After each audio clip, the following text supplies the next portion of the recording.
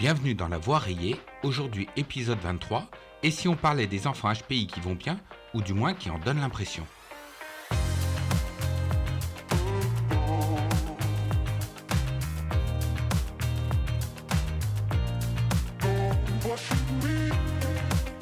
Quand on fait passer un test de QI à son enfant, c'est rarement un hasard. Souvent, les parents sentent quelque chose de différent.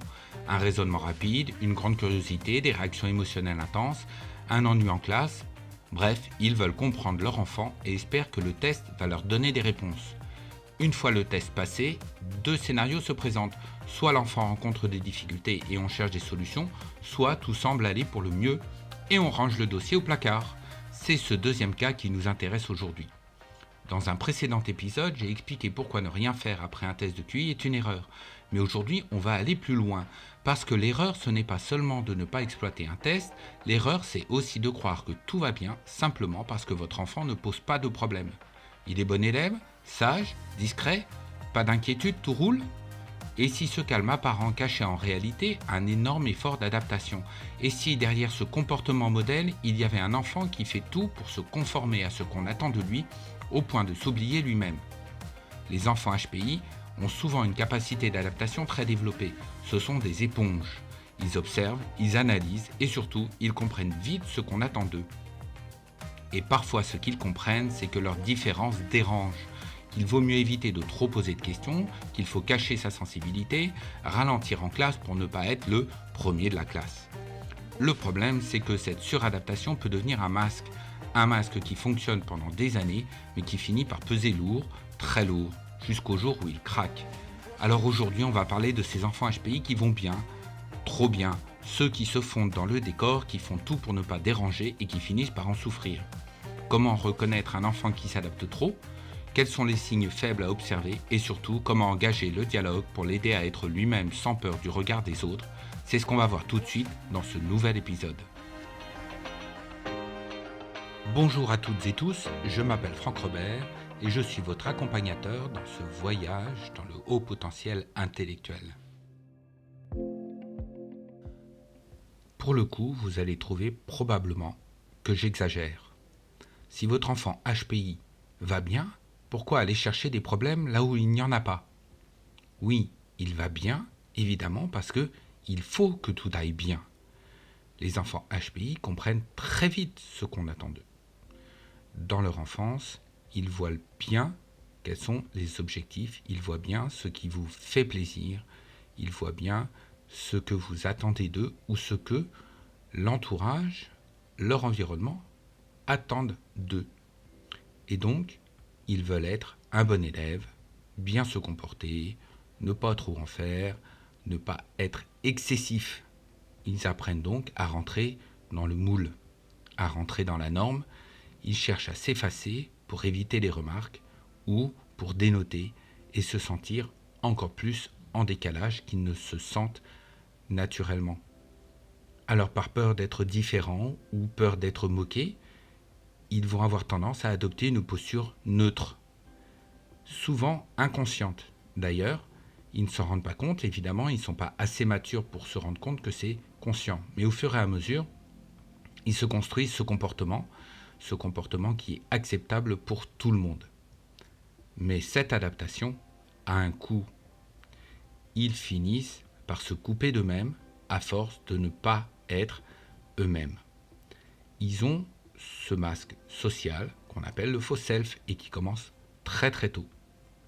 Ce faux self, on en a déjà parlé, ça crée un malaise intérieur et ils ne savent pas souvent d'où il vient. Très tôt, ils sont angoissés, ils sentent que quelque chose ne fonctionne pas, mais il n'est pas question de dire que ça ne va pas puisqu'ils ne sont pas capables de dire d'où vient le problème. Avec le temps, ça peut complètement générer une perte de motivation, de l'anxiété, un sentiment de vide. Et donc tout va bien au début, et au fur et à mesure que votre enfant va grandir, il va sentir que la pression augmente et il va être obligé de faire de plus en plus d'efforts pour pouvoir se conformer, pour se normaliser, pour correspondre à ce qu'on attend de lui, parce que la pression augmente au fur et à mesure des années de scolarité et au fur et à mesure qu'il grandit, qu'il mûrit, il sent qu'il va devenir un adulte et il doit rentrer dans un monde en fait qu'il découvre et la pression augmente. Donc ce tout va bien au moment où vous faites passer le test de QI, il est réel, mais il est trompeur parce que votre enfant ne le sait peut-être pas, il fait tout pour que tout aille bien. L'objectif, ce n'est pas de créer le problème en allant consulter un psy, en voyant un coach, en disant tout va bien, mais en fait non, on sait bien que tout va pas bien. Non, l'idée c'est que vous, les parents, vous ayez du recul pour regarder si la situation ne mériterait pas un petit peu d'en parler. Et effectivement, si vous avez fait un test de QI et que le résultat est positif pour un profil à haut potentiel, vous savez que votre enfant fonctionne différemment et qu'il va être tenté de masquer cette différence. Donc, comme vous êtes la clé, les parents, je vous propose de vous informer et de vous éduquer sur le HPI à ce moment-là. Pourquoi ? Parce que le HPI, ça ne concerne pas que la scolarité. Ça n'est pas qu'une histoire de performance académique. Le haut potentiel, c'est une façon dont l'enfant perçoit le monde. Il a des émotions très intenses, qu'il ne sait pas réguler, qu'il ne sait pas forcément gérer, et il a un besoin de sens énorme dans tout ce qu'il fait. Donc, il a besoin d'être accompagné, il a besoin qu'on lui explique ça, parce que personne d'autre que vous n'est capable de l'expliquer, personne d'autre que vous ne le connaît aussi bien que vous, et c'est surtout pas à l'école qui ne s'inquiète pas de ça, et surtout pas les copains ou d'autres personnes dans votre famille qui sont capables de répondre à ces questions et ces besoins.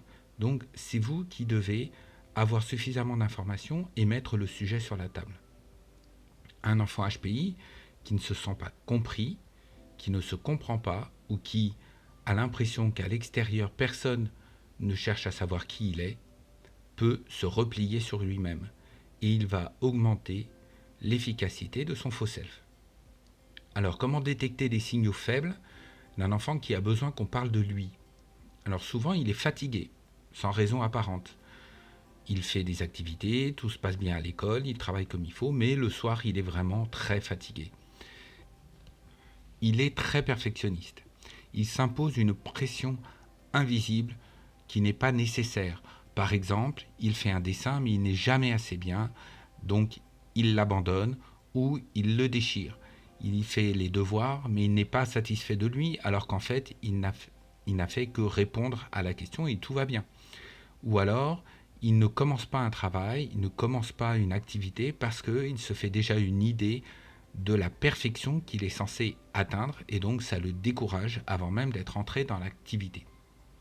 Autre signal, il ne se plaint jamais. Il vous dit que tout va bien, il vous dit qu'il gère, il vous dit qu'il n'y a rien à signaler. Tout va bien, c'est parce que son faux self est à l'œuvre, c'est parce qu'il veut répondre à vos attentes, il ne veut pas vous décevoir. Donc, il ne met pas les sujets sur la table et il n'en a ni la capacité parce qu'il n'a pas réfléchi, ni la volonté. Donc, c'est à vous, à un moment, d'ouvrir le dialogue. Comment vous pouvez ouvrir le dialogue ? Il faut y aller, évidemment, à pas feutrer. Il ne faut pas attendre une crise pour poser des questions ouvertes. Vous pouvez par exemple dire comment te sens-tu à l'école ou comment ressens-tu l'école ? Est-ce que ça va ? Est-ce que tu as l'impression que tu dois cacher les choses que tu penses ou tu as l'impression que tu dois correspondre à ce que les autres attendent de toi pour passer une bonne journée ? Vous pouvez dire aussi très clairement tu sais, tu n'as pas besoin de rentrer dans un moule. Tu peux être qui tu es. Si tu as l'impression qu'on attend de toi un comportement particulier, tu peux nous le dire. Si tu as l'impression que tu dois nous faire plaisir tout le temps, tu peux nous le dire parce que ça n'est pas ce qu'on souhaite. Et là, vous ouvrez le dialogue parce qu'il va falloir mettre à jour ce vrai self, cette personnalité qui se cache et qui ne veut pas exister de peur de se sentir trop en décalage. Donc vous voyez que cette sensation de tout va bien peut cacher en fait un effort très important de la part de votre enfant pour essayer de se normaliser, de se conformer à ce moule, à cet environnement qu'il perçoit et peut-être à des attentes qu'il anticipe et qui peuvent être fausses.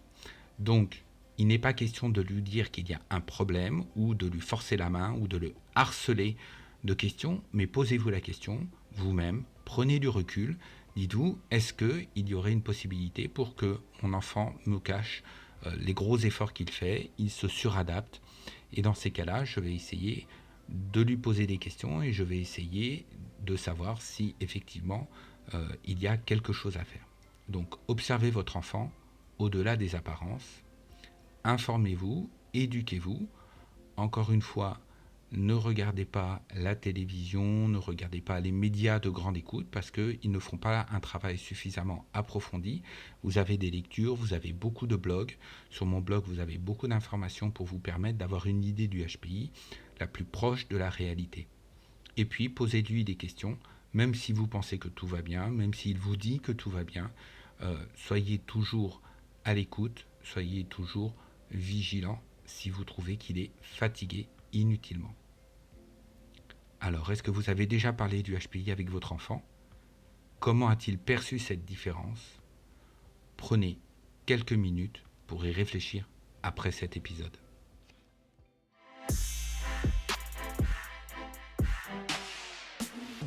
Merci d'avoir écouté cet épisode jusqu'au bout. Si vous avez aimé, abonnez-vous et laissez-moi 5 étoiles et un commentaire sur votre plateforme d'écoute préférée. Et partagez le podcast avec vos connaissances qui aimeraient en savoir plus sur le HPI. La voix rayée, c'est tout pour aujourd'hui. On se retrouve très bientôt pour un prochain voyage. Au revoir.